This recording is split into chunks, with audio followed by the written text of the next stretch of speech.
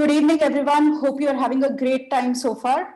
Up next is a session co-created with ANDE, Aspen Network of Development Entrepreneurs. We believe there is a clear case for entrepreneurs to better measure and manage impact data, and investors and incubators to support them with this, and ultimately create a better purchase experience for base of the pyramid customers. This session is on the business value of impact measurement, making impact data work for you, and is moderated by Mallory from ANDE. So over to you, Mallory. Hi, everybody. Thank you so much. Thank you for joining us this evening, afternoon, morning, or wherever you happen to be in the world. As we said, this is the Business Value of Impact Measurement Masterclass. I believe that we have a poll up on Hubilo for everybody to introduce themselves, so please fill that out so we can get a sense of who's joining us today. My name is Mallory St. Clair, and I am the Impact Analyst with the Aspen Network of Development Entrepreneurs, or ANDE. And some of you may be familiar with ANDE, but ANDE works with organizations that support smaller growing businesses, or SGBs, as a way to generate social impact. And one of ANDE's roles is to promote IMM among our members, and that is where I come in. And so I'll be your moderator today. So this session is really aimed at social entrepreneurs, and we want to discuss how to make impact data work for you. I think everybody joining us today knows the overall importance of collecting impact data.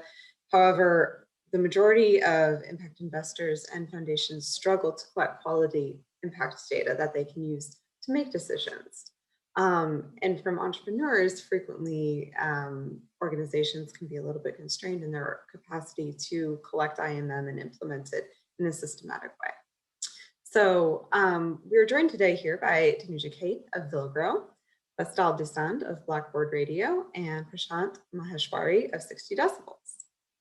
So while you're filling out the poll, I'm going to give you a really brief overview of our agenda. Tanuja is going to give a brief perspective on the behalf of Villgro on the importance of impact data from an incubator and intermediary perspective. Then I'll request introductory thoughts from Prashant and Vestal, and I will then turn the conversation over to them for a deeper dive. Vestal is going to give perspective on how BBR, which is a social enterprise, was able to operationalize IMM in a way that benefited his organization. And Prashant is going to give a practical orientation on how to address impact measurement challenges for organizations who may be constrained in either capital or capacity to measure impact and integrate it into their operations. So, and for some of you who don't know, Prashant represents 60 Decibels, which essentially kind of is a leader and a pioneer in lean data.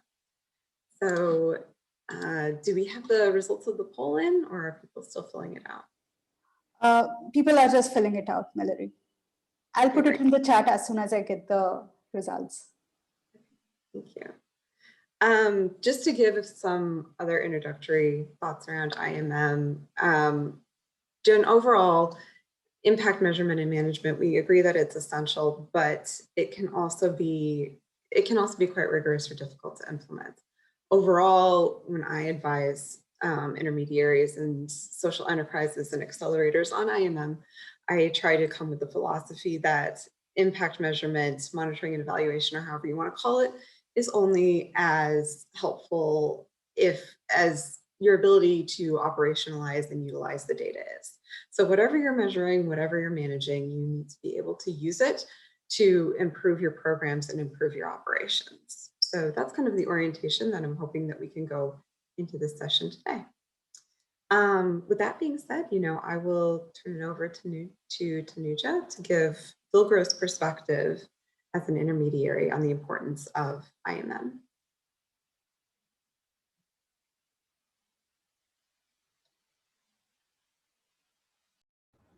Hey, thanks so much, Mallory. Just gonna share my screen. Great.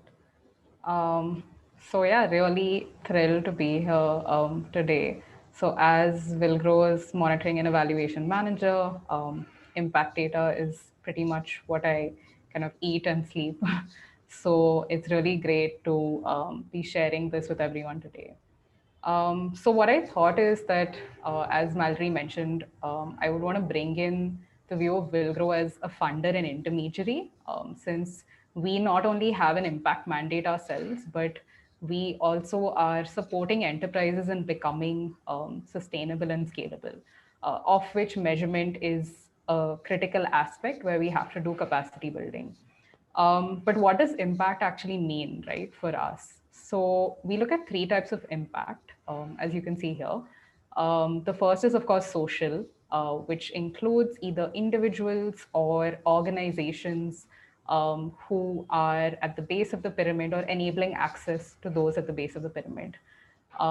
In terms of livelihood, it's pretty straightforward. We look at the job creation that these innovative companies are creating.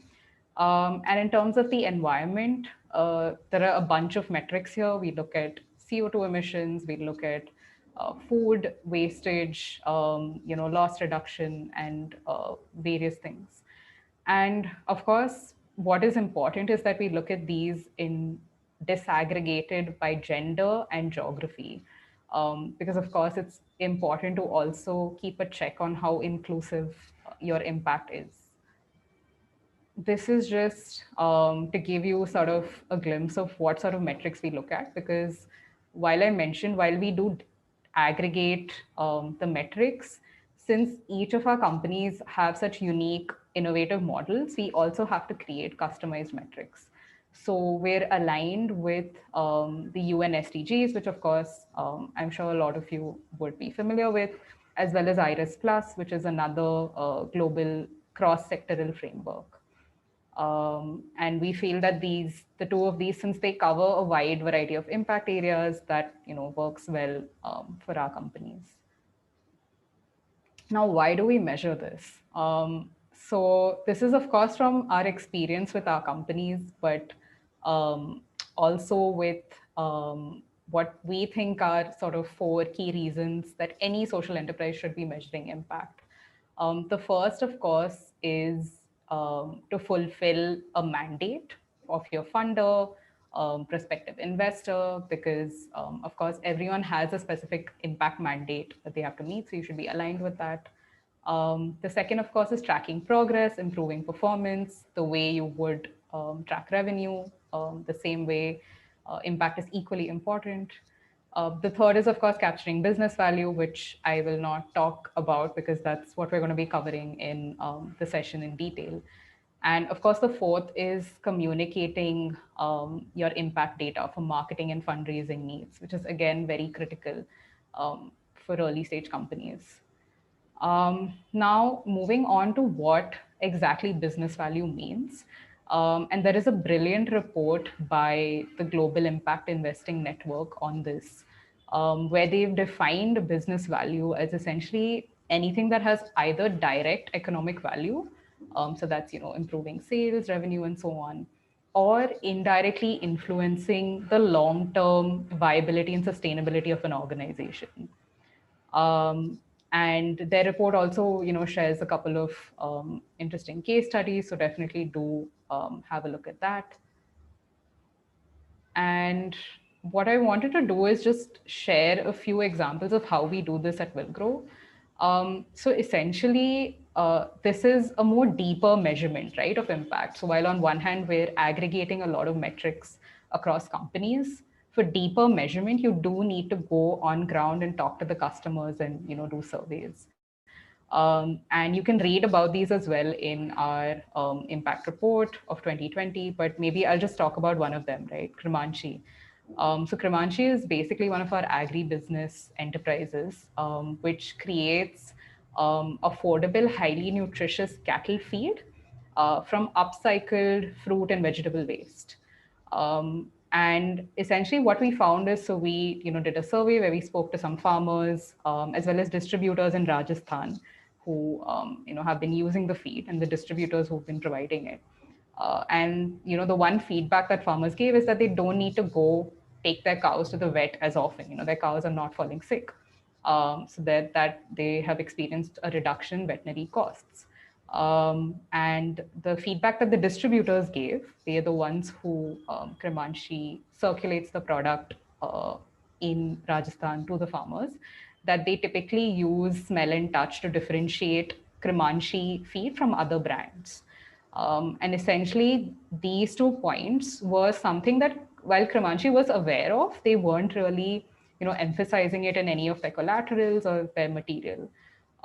So it helped to kind of flag that, okay, this is something which, that your customers, your distributors are thinking about, and you should too. So I think essentially I wanted to just kind of put in three very precise takeaways that we think would benefit enterprises, no matter what stage or sector you are in. We all agree that it's important to measure data. We all also have the challenge of funding for this. So I think it's important that as an enterprise to also be, proactive in asking for funding. Because only if you tell your potential funder, donor, incubator, accelerator, whoever you're working with, that I want to do a third-party study, but I need you to support me with that. There's also blended finance, right, which is now going to be the next big thing, and even their impact measurement is really critical. Um, so there's definitely that sort of fight for funding. Develop smart metrics. Make sure your metrics are specific, measurable, achievable, relevant, and timely. Prioritize them, right? Measure what matters to you. And of course, lastly, is get your team involved. I think what we're saying is that measuring impact is important. That doesn't mean you need to have like an exclusive M&E person. Get your sales team, your product team, marketing team, who are all already working with your customer data, to get involved in analysis as well. So yeah, I think that is basically what I wanted to share from our experience working with our portfolio. So Mallory, I will hand it over to you. Thank you so much, Tanuja. I love the example of the cattle feed company. That was a really great anecdote. And also, if anybody is interested, I would recommend looking at the Global Impact Investing Network that Tanuja mentioned. The Business Value for Impact Measurement is an excellent report, as is all of their other resources. And then I'd also recommend looking at Villgro's, I believe it's your 10-year impact report, which is an excellent example on how to measure and aggregate impact for social enterprises across a lot of different sectors. And I use that as an example widely, so please give that a look. We do have the poll results in. It looks like from our audience right here, we have about 25% of people who are coming from incubators. About another 25% of people are technical service providers, and then 50% are students. So great, welcome all of you students. And I will say that I think I mentioned this before, but we're going to have a Q&A portion at the end. So if anybody is, so please hold your questions until then, but we will have the opportunity to kind of delve deeper into some concepts and address some questions that you all may have. So thank you for filling out that poll. So I'd now like to invite Prashant and Vestal to introduce themselves. Prashant, maybe we could start with you. If you can introduce yourself, your organization, and then if you can give a quick summary to us of your own experience with impact measurement and management and kind of your philosophy or approach that you take when you look at IMM, that would be great. Absolutely. Thank you, Marjorie, and thank you, Tanuja, for the presentation earlier. Glad to be here and share my experience working as a practitioner at 60 Decibels. So a little bit more about 60 Decibels, and I can introduce myself after that. We are an end-to-end impact measurement company. To put it simply, we're a company that make it easy for to listen to the people who matter most in our sector. But if I have to sort of complicate a little bit more, I would say that we're a tech-enabled impact measurement company that brings speed and repeatability to social impact measurement and customer insights. We aim to provide benchmarks of impact performance, enabling organizations to understand impact relative to their peers, as well as set performance targets. We work globally through the network of more than 750 researchers across more than 50 countries. And so far, we've been privileged to work with more than 350 of the world's leading impact investors, companies, foundations, corporations, NGOs, and public sector organizations. And so that's the work we do at 60 Decibels. I am Prashant. I'm a senior associate. I've been with the team for about 4 years. In these 4 years, I've been lucky to see our operations go from almost, from being a 10-member team to 60. So it's been an exciting journey navigating, I would say, still the fairly underdeveloped world of impact measurement. But I would say that it's definitely been an exciting journey overall. Now, my view on this I would start by saying that in this discussion, I would actually like to address 3 broad questions or problem statements. So these would be, the first one would be aligning on what good impact measurement looks like, diagnosing why impact measurement is perceived as burdensome, as well as, and lastly, sharing fixes that will hopefully help entrepreneurs in this room, especially and even incubators, rethink their approach to impact measurement. Now, in this opening statement, I'll briefly just touch upon the first 2 points that I just spoke about and cover the third one in the open discussion that follows. So on my first point about aligning on good impact measurement, I'm primarily referring to 2 facets of impact measurement, or IMM. First, impact measurement cannot be a means to an end. And what this means is that one shouldn't undertake this exercise only because one is mandated to, or only because one needs to generate evidence of impact for the next fundraise. Impact measurement needs to be seen as a learning exercise, and this frame of mind should be embraced by every member of the organization and not just a token few. Secondly, impact measurement cannot just be about output metrics. An enterprise really needs to assess its intervention by looking at the whole gamut, which starts at outputs, moves to outcomes, and rests finally as impact on the people. The second one I spoke about was about impact measurement being perceived as burdensome, and that honestly is as common an opinion you can hear in the sector. But it is important to diagnose why. And our experience as a practitioner states that this means to an end mindset leads enterprises to chase the perfect framework, the perfect methodology, or the perfect approach. Whereas our experience speaks contrary to that. We at 60 Decibels believe that IMM is about iterative data collection through multi-pronged approaches, all of which can be additive and complementary. Another reason why impact measurement is also perceived as burdensome is because those who need to measure the impact think that they have to do it alone. And I think Taruja also touched upon this briefly. Now, we think that offering impact measurement services today is a distinguishing factor among impact donors, and entrepreneurs can catalyze a change by asking for such services from their donors. These services could be, bringing third-party evaluators on board to not only to validate an enterprise impact that they're already measuring, or simply it could be to undertake impact measurement on their behalf. So I just want to pause here, and I'll be happy to touch upon the third point when we go into the discussion. So Mallory, back to you. Thank you so much, Prashant. I'm looking forward to that. Let me go over to Vestal really quickly. And Vestal, I know you're presenting next, but can you give us, can you introduce yourself, your organization, and then give a quick summary of your own experience with IMM and your philosophy and approach when looking at and thinking about IMM? Yeah. Thank you, Mallory, and thank you everyone else.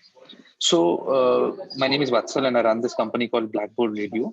And what we do is we help school-going children speak better English. So there are roughly 350 million kids who go to schools in India, and but still, when it comes to higher education and jobs, Indians really struggle to get good quality jobs or higher paying jobs because of the lack of English language. And we particularly focus on one aspect of English, which is conversational English. So we help students become better at pronunciation, enunciation, and eventually confidence in speaking English. We have been incubated at Villgro, and the context here about IMM is that we also did a impact study with Villgro last to last year, and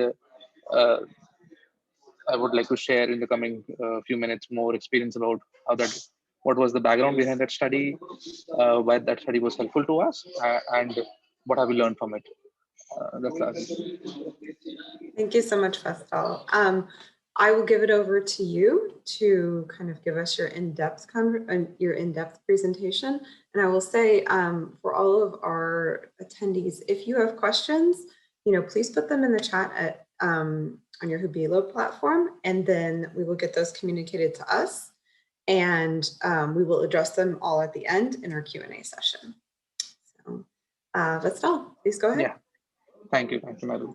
So give you some background. So the stage we are at right now is we have raised a pre-series A funding now, and we're trying to scale our operations, and we're closer to product market fit as we were earlier. When we did our first impact study with Villgro, we were fairly very young. We were, to give some context in terms of numbers, we were like 7-member team at that point of time, including 3 founders. So it was not really a big team where we could allocate separate resources. We had a product which was out there, but we can't really say that was working great. It was working for a set of users, but it was not working for a lot of other users. So we could not have discarded it saying it's not useful, but we could not just say that it's amazing and world class. And obviously, like any other startup, we were also looking forward to and also struggling to raise further capital to expand the business. So when we started, is obviously like all the reasons Prashant said. Like it's harder. Like it feels like a burden to begin with. Like why and is it like you start with the mindset of saying that maybe I have to do this, maybe because Villgro is my investor, they're asking me to do this, should I do this or should I not do this? I'm starting from a very negative mindset, but and very honestly, we also had certain bits of that. We were like, should we focus on business? Should we focus on impact measurement? If the business works, impact will automatically be created. Why should we do this now? And these were the thoughts which we honestly had at that point in time when we started doing this. But when we delve further and we try to understand and we had some preliminary conversations with the Villgro team, Tanuja, Shweta at that point of time, and we understood the framework, we understood what they want to really measure, then it started making some sense to us. And I can explain how. Like obviously, like business, obviously we all have business milestones, and if I were to segregate a business journey, it would be pre-product market fit, where you're trying to iterate and get to something which really clicks with the market across all dimensions, whether it's value proposition, pricing, your features, and all of that. And then once you hit product market fit, you go to scale. We were at that point of time a pre-product market fit company, and I'm sure most of the audience members would be somewhere there, where they interact with companies which are pre-product market fit, which is essentially the time all before Series A. Because once you hit that, you start scaling up. So for us at that point of time, it was really important to hit that milestone and see what I really mean. But the challenge with that is that product market fit doesn't really have any crisp definition out there. And how impact measurement really helped us was that it has helped us ask very hard questions. Like for example, why are we really building this, and for whom we are building this, and even if we say we have a precise goal saying this is what we want to achieve, how do you really measure that?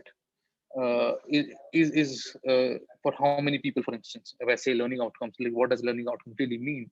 What are the indicators which should assess that? Can there be a good indicator? Should there be multiple indicators which collectively suggest that? So all of those questions are hard questions, and sometimes it's just hard to approach those questions without a proper framework. And I think for us, that framework and the process helped us discover those questions better. For example, a very simple thing. So we work with school students, or like they're like K-12 students, and one of the most important things is that the device which the students use. So we have a mobile app through which we deliver a program. So the device essentially is parents' device in most cases, because we work with the bottom of the pyramid population. The devices are low end. So a bunch of other factors we realize. For example, we realize that we need to increase parent touch points, because if a parent needs to hand over the phone to the child to do something, then you have to facilitate that. It's very hard for the child to just convince the parent, give me the phone, because parent always assumes the child will be playing.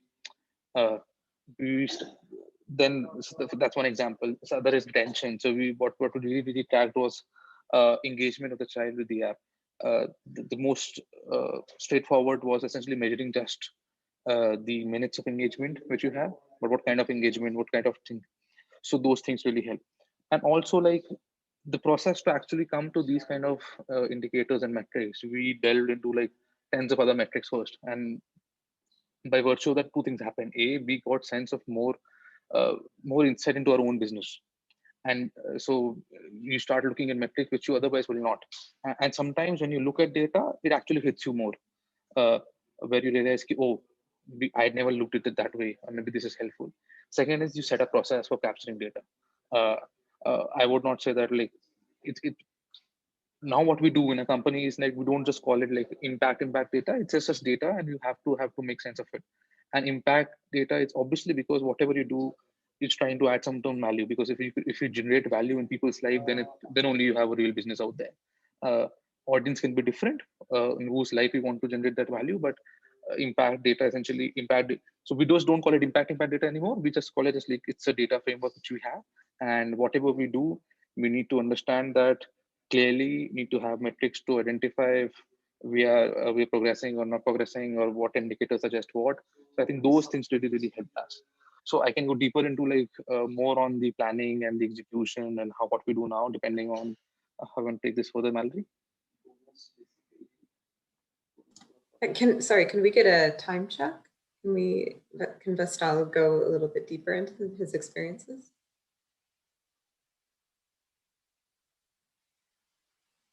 Let's go over to Prashant for now, and then Vestal, maybe we can get a little bit deeper into the Q&A. Yeah. No, I think it's great to have Vatsal on this panel, because I think he's kind of the reason why I think we do the work we do at 60 Decibels. And I think a lot of the problem statements are very relatable. I think the first thing I would really try to I wouldn't call this the myth buster, but I don't know what else to describe it as, which is that there's a tendency to sort of view impact in itself, which is that you would approach impact measurement and you think that impact measurement itself needs, that's the only thing that is important to be measured. But the way I really see it is that the impact that a beneficiary may be feeling is facilitated by their engagement with the product or service. And to sort of make sense of why the impact is happening, why it is sort of high, why it's low, it's also important to understand how they're engaging with the product or service. And so this brings me to my point about our approach to sort of impact measurement and why we sort of recommend even other practitioners, as well as the enterprises we work with, all our clients, about developing this frame of mind, which is that we need to sort of always look at impact along with sort of business or customer insights, which is understanding that if a customer is satisfied with the product or service, what is the reason behind that? And use that data to make sense of how they're sort of, what kind of impact are they sort of experiencing because of their engagement. And I think so our approach is to sort of collect metrics that are both on the business and customer insight sides, along with metrics on the impact side. Now, that's the first thing. The second thing I think is the other sort of big sort of trouble is understanding what impact metrics to also collect, which I think is an incredibly hard question to answer. And typically the approach I've seen the sector follow is that there would be sort of a lot of theoretical frameworks which would say that that would sort of assume that if there's certain sector or subsector, such as education learning outcomes, that there is a certain theory of change that one can assume such sectors and subsectors to follow. But I do think that while it is one thing to sort of theorize theory of change and sort of align and come up with metrics along those, the other thing is to also put it on to, give the beneficiary a chance to sort of share what those sort of impact metrics are and what kind of impact are they feeling. And the way I really sort of like to think about this is like building a bottoms-up theory of change with the beneficiaries, which is you go to the beneficiaries and you give them the sort of chance and you put the onus on them to sort of tell us that what is the impact that has been experienced by them. And putting a broad-ended question, and my sort of favorite metric in the work we do is called the quality of life metric, which is that how has the quality of life changed because of this company's product or service? And I get a lot of feedback sometimes back that, it's such a broad-ended question. But I feel that's exactly what makes it so successful, because when you put a broad question to the beneficiary, they sort of report things that will be most important to them, that is on top of mind for them. And that really enables you to sort of build get data back on sort of what way, what kind of impact is being felt by the beneficiary. And that really helps in sort of, creating that bottoms up theory of change, upon which you can build further, upon which you can sort of iterate in the future data collection rounds to understand, is that evolving, deepening, etc. And the last thing I would add is also that there's also like a myth that I feel exists in the sector, which is that impact measurement is only if you are further along in your journey as a company. And I think that, again, that the reason I think this brings you back to the first point I made is because we tend to sort of view impact in isolation without sort of the experience angle or the customer insights angle. And I think that what I love to sort of do is that when we sort of design a study, we love to have a stratified random sampling approach where we speak to respondents who have had varied tenure with the product or service. So you would speak to a bunch of beneficiaries that may have engaged with the product for about a year or 2 years, and beneficiaries are fairly young. And then you can disaggregate a lot of the impact results by tenure to understand how things are evolving over time. And that also deepens your own the company's understanding of the theory of change, and it helps them evolve it over a period of time.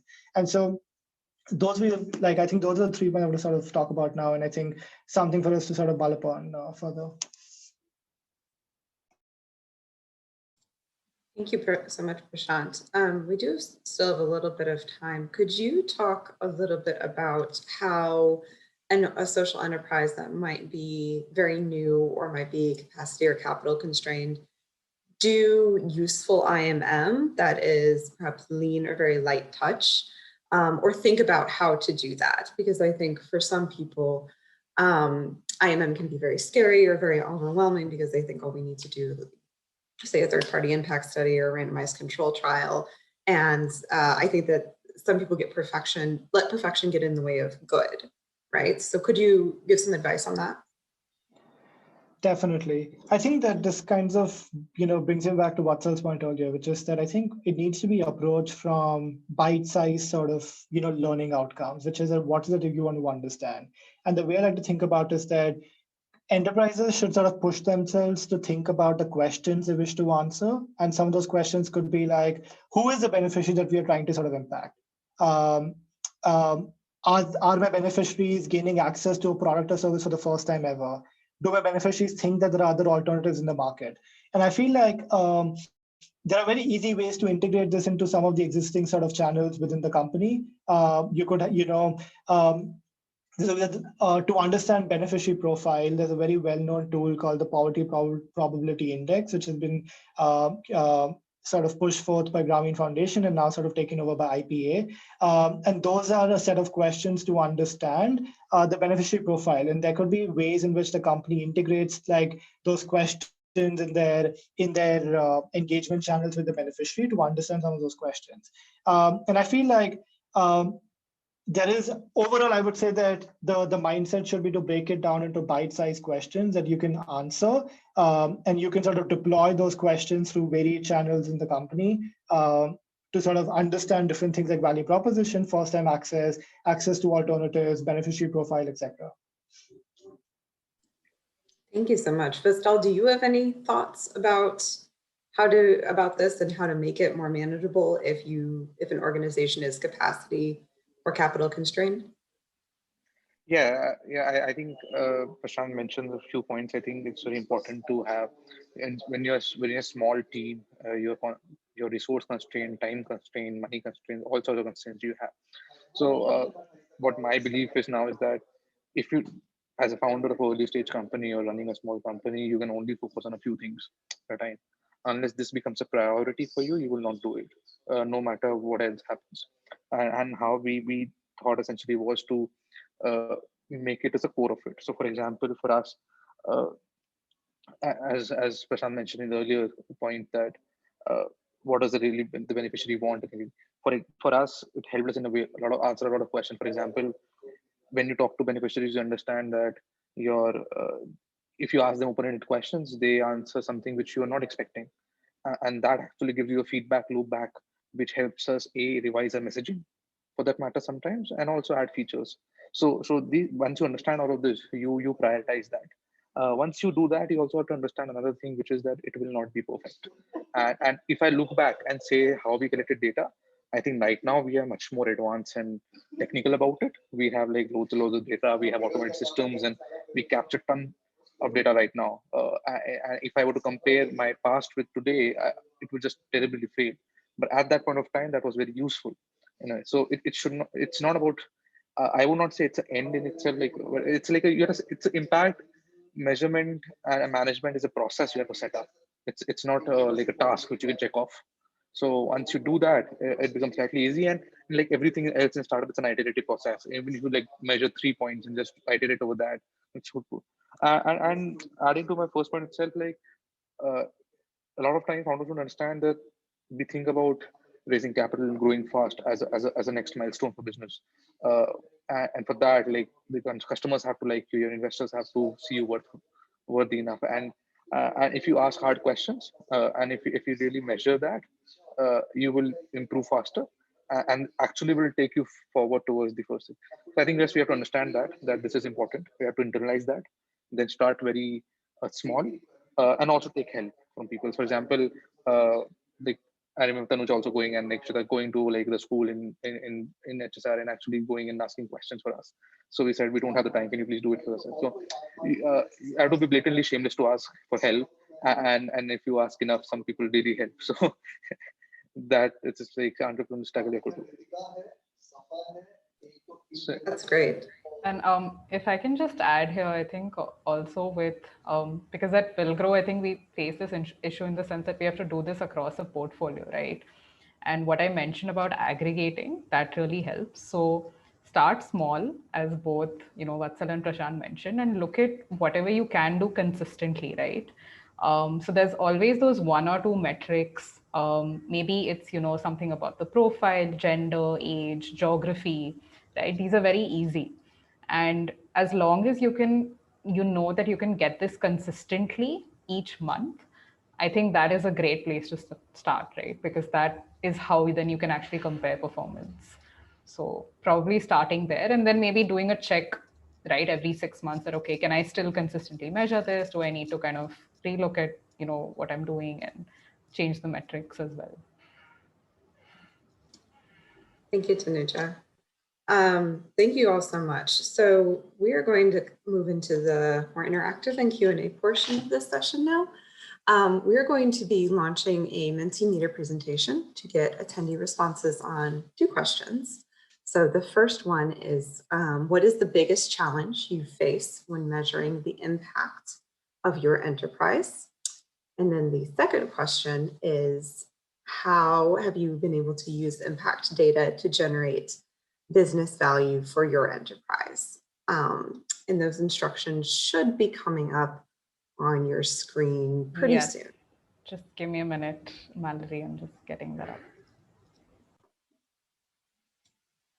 And the Mentimeter message should be going out now on Hubilo, sorry. So basically, if you can respond, we will be able to show the results here live and kind of use them as a discussion. But while you're responding to that, I have some questions for everybody coming in through the chat. So the first one that I have is, how do you set the endpoints to collect impact data given actions that have social outcomes can be in the form of long-term results? So yeah, Prashant, Vastal, do you have any thoughts on that? How can you set the endpoint to collect impact data given actions that have social outcomes can be in the form of long-term results? So basically, how do you account for long-term results that you may not be able to see? Yeah, I can share some anecdotal evidence we have. Like Prashant can be more technical about it. Like for example, education itself is very long-term. Like learning outcomes become over time, and even if we like, and you have to repeatedly test it, because sometimes you learn if it's fresh enough, you can do a baseline and do an endline just after the course finishes. But maybe you do another test after 3 months. How much retention is there? So I understand the challenge that the impact is long-term, and so how we look at it for our use case was to see indicators. So we have a theory of change that if you do these XYZ things, then you will end up here. And you can actually measure the input from the beneficiary side at least. Like, are they doing the intended actions? For example, if they do want to finish an activity per se on the application or do certain things, can you measure those things and track those inputs? You can understand the satisfaction levels of doing so. They at least have perceived benefit. Actual benefit you can measure over time, but if it's actually while doing something, do you feel good about it or helpful about it? and then it's like up, and in like in short to medium term, in medium to long term, you can do like some kind of a end line and baselines. That is what we do. And as an practice now is that every student coming into our uh, program, we do baseline always, and then periodically figure out doing tests. So we're still struggling with what's the right frequency. What's, like, for example, is 3 month the right frequency? 6 month the right frequency? When should do it? So we're still struggling with those questions, but we started doing baseline at least. So at any tea time we do it, we have at least some data going there. So that's what we do when we work with students. If Prashant can give a more technical thoughts here. Yeah, no, I think I wouldn't say I have much more to add to what I think Vatsal already mentioned, but I think that um, it's sort of very context specific depending on the kind of product or the intervention it is. Very often, if it's a service that you sort of get, that you get today and you engage it for a few months and then it sort of gets over, you can sort of measure impact by, as I said, like you can adopt like a sampling approach where you get to speak to different sets of customers that have engaged with the product at different varying points in time. So it could be customers who are still ongoing, who still sort of undergoing the intervention. It could be customers who finished the intervention 6 months ago, 2 years ago, 3 years ago, and you can sort of disaggregate impact based on tenure to sort of understand, how impact is sort of varying over time. And so I would say that it really sort of is a bit more context specific. And I don't know if there's really like one right answer to that. But again, I think that this kind of question about how do you set the endpoint, I think kind of can deviate a little bit from the overall mindset of impact measurement, which is that it has to be sort of, there is no end goal here.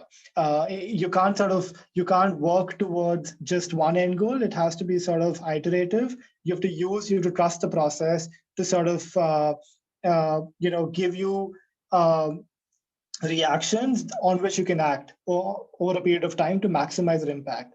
So I would say that it really, I would sort of request all sort of participants to like adopt that mindset a little bit and see the kind of change that you may be able to sort of bring about in your own IMM approaches. That's great. Thank you, Prashant. Thank you for everybody who's filled out the first Mentimeter question. It looks like the biggest challenge that most people in attendance are facing when measuring the impact of their enterprise is we've got time, consistency, and money. Time and money, that's not surprising. Interestingly, we also have methodology and consistency. I'm curious if anybody, could put in our question chat what exactly you mean by consistency. And the methodology, that might mean getting clarity on, frameworks or best practices or standards to use. But this is, so other challenges, drawing a baseline, where to begin, sustainability, process. I think that quite a few people have some similar challenges. So thank you all. Could we go to the second Menti question? So our second question is, how have you used impact data to generate business value for your enterprise? A little bit more technical, but while people are kind of giving their thoughts, I'll ask some of the other questions that are coming in. Thank you all for your questions. Something that I'd be interested to hear from Tanuja specifically is, how willing are funders to include impact measurement in funding, and how can you convince funders?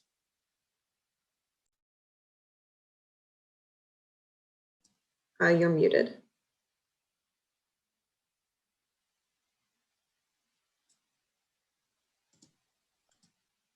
Tanuja, I think you're still muted. Yes, I think I got it now. Yeah, sorry, could you just repeat the question, Mallory?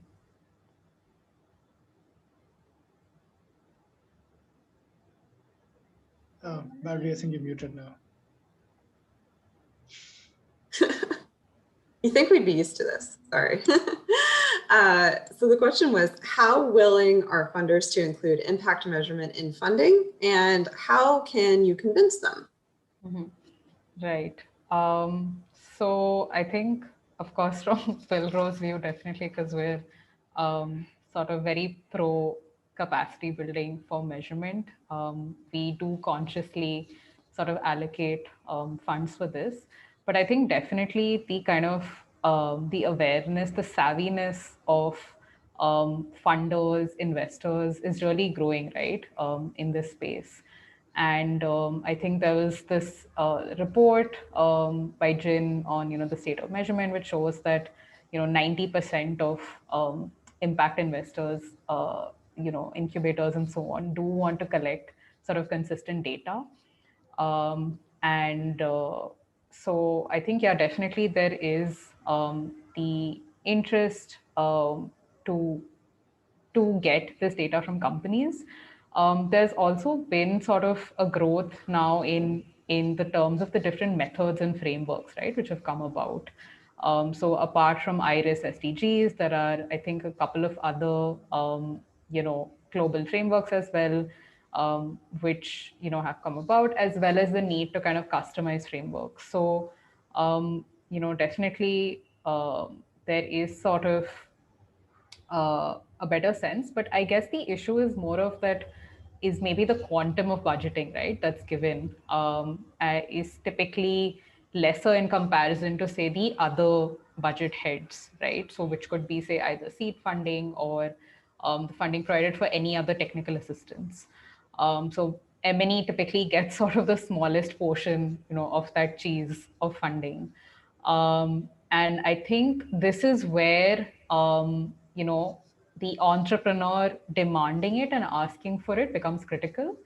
So if you show that, this is integral, especially to your business model, right? Typically, maybe the reason why investors or funders don't want to give a large quantum of funding is they think that it's going to be an outcome, right, or a long-term impact. So why should we fund for it now? But this is exactly why the business case is important. If you can show that, this is actually integral to the way I'm, running my operations, the way I'm improving my product adoption in the target customer base, is where you're showing that, okay, how this is so closely tied, to your value proposition. And then, of course, I think doing your own kind of groundwork, right? So being sort of aware that, okay, there are all these different framework systems, maybe even talking to third-party agencies just to get a sense of, okay, what will it actually look like if I had to do a survey on ground? And then I think the third point, what Vatsal mentioned, is like ask for help, right? You and the funder both agree this is important, it has to be done. So let's sort of work together to get really high quality data and insights. Yeah, and if I could quickly add to that, what I would really say is that I think it's really about flipping the mindset for both.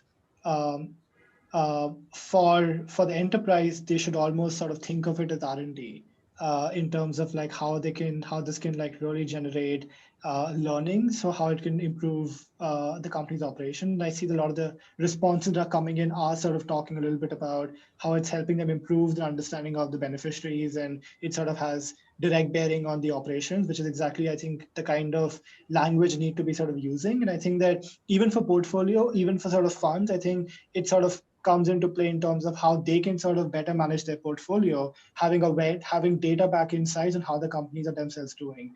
And I think that generating and sort of showcasing value on both those ends could be useful. I think the one more thing that I have seen from experience is that the reason funds maybe shy away from that a little bit is because I think there's a lack of value that may be seen in it.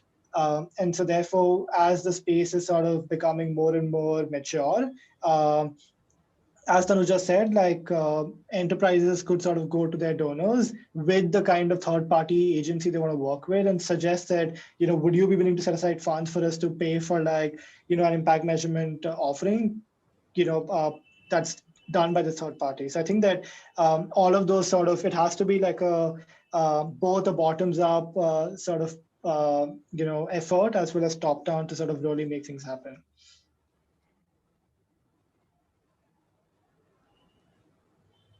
Did it again. Thank you so much. That's really helpful. So A couple other questions that we've been getting is what tools, this is for Prashant and Vestal, what tools do you employ for collecting impact data, such as online surveys, phone calls, or field surveys? And does this different across your customer or beneficiary segments? And if so, how? Maybe Vestal, could you start? Yeah.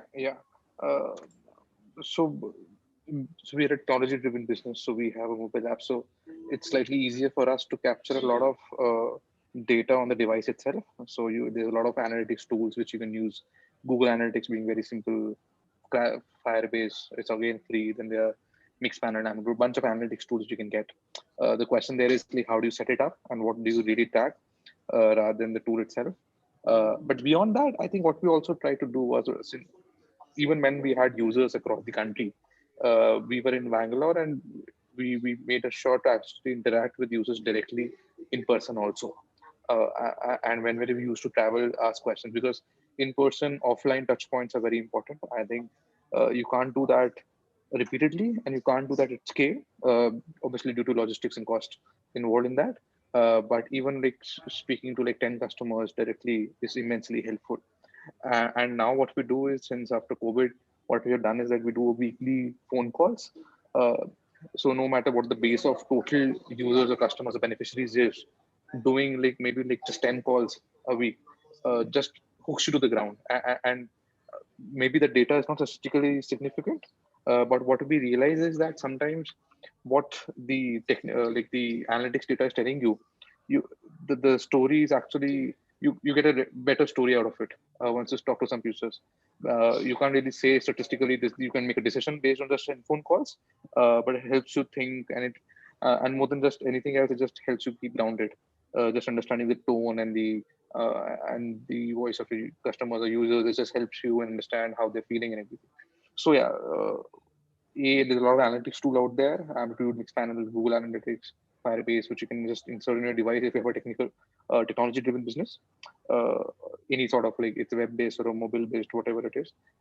And in either case, doing phone calls and customer interviews and just meeting them is helpful for us. That's great. And maybe this is more of a question for Prashant, but what are some cheap and easy ways to collect data? Vestal, you spoke about integrating it kind of into your processes, but Prashant, do you have a perspective?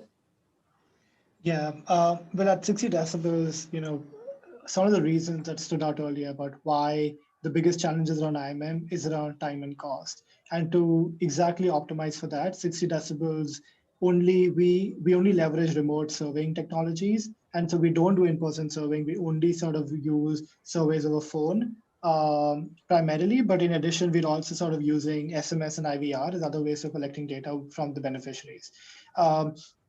So we've based a business model on this right from the beginning, and COVID has kind of exemplified the need for it because just as with the world coming to a standstill, like and remote and in-person surveying not being possible, it's been very sort of people have started sort of taking up phone surveying more and more, and so that's primarily the approach we follow. Thank you very much. We have around about 5 minutes left, so if anybody has any last minute questions. Just to add to that as well, right? Sort of in terms of integrating it into the existing system, especially if you're, say, a B2C business, then just making your invoice sort of, adding more fields, right, to your invoice to kind of track either the profile of the person or, kind of whatever details that they're comfortable with sharing. That's also a great kind of way to start, because that's already something that's part of your operations, right? And you will sort of have an invoice for each paid customer. So it'll also help you track that in a structured manner. Thank you. That's a great point. We have about 5 minutes remaining. So if anybody has any last minute questions, please put them in your chat on Habilo. I will, kind of just to wrap it up, I would like to invite Vestal and Prashant and Tanuja, do you have any last minute thoughts or any final takeaways or tips for the audience around the business value of impact measurement and management and what social enterprises should really know moving forward? Tanuja, could we start with you? Sure. So I think one of the lessons kind of that I've also got from this masterclass is like definitely start with whatever works for you, right? It need not be perfect. It can be very small. It can maybe just be one metric which you're able to kind of consistently look at, or maybe even that you're really interested in, right? That you or your sales team or product team are interested in from either a product angle or from a distribution angle. So I think, yeah, just start with that. And secondly, I guess to avoid, because the challenges mentioned were like time, right, and money. So to kind of avoid getting overwhelmed, once you've maybe identified a couple of those metrics, prioritize them, right? And because again, early stage companies, we understand your models are changing, your offering also might be getting tweaked constantly. So that's completely okay. You can always take a check at sort of specific periods of time to revise that, right? So yeah, I guess those would be kind of two main takeaways. Thank you so much. Vestal?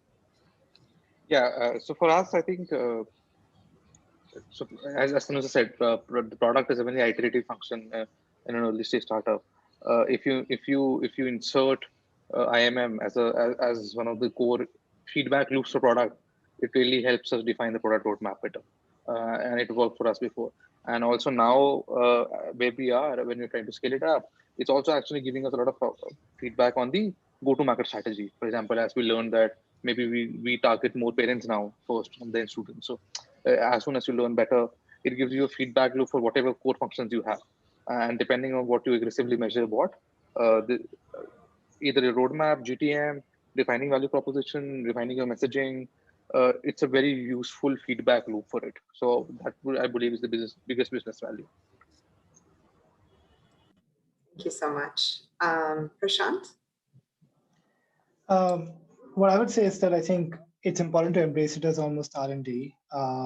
Make it bite-sized and ask yourself what about your beneficiary you wish to know. Develop an impact frame of mind, and throughout the organization, so that there are just not a few token people within the organization doing that.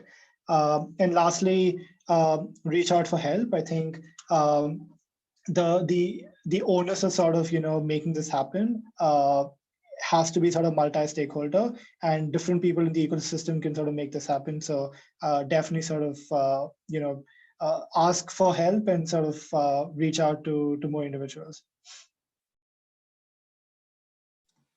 Thank you so much. This was a really great conversation. I think some of the takeaways that we've got is ask for help, ask your funders for the money to actually execute this, and then start small, start where it makes sense for you. Don't try to be perfect all in one go, and iterate on both your M&E process, and then use the data that you collect to help iterate your actual product and your operations. So I think these are some really concrete points that we can all take forward and learn from. Thank you all so much for joining us today. I'm sorry if we didn't get to some key questions, and I really wish that we had more time. But again, a big thank you to Tanuja, Vestal, and Prashant, and everybody that has joined us today. Thank you so much, Mallory. Thanks, Vatsal, Prashant. Thank you, everyone. Thank you, Tanuja, Vatsal, Prashant, and Mallory. It was very insightful session, and I'm sure many of our entrepreneurs' questions around impact data measurement and its usage were answered via this session. Up next is the concluding session of Unconvention 2021, which is Inventing for a Resilient Future. So don't miss it, guys, and see you all there. Bye. Thank you.